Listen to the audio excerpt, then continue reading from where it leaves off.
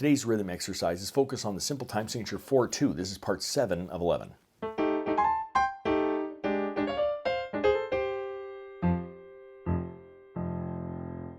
Welcome to my studio, Bach To Basics. This channel is where you can find videos to further your music studies. Let's read some rhythms.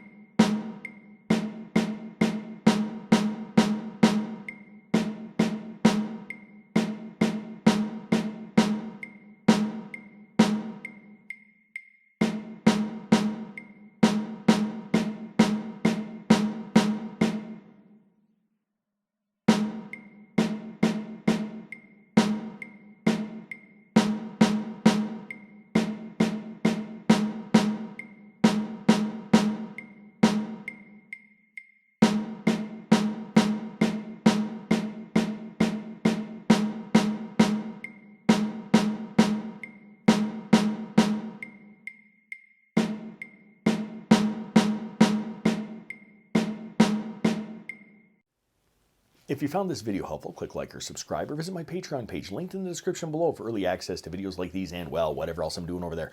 Thanks for watching. I'm just a music teacher having fun. Catch you on the next one.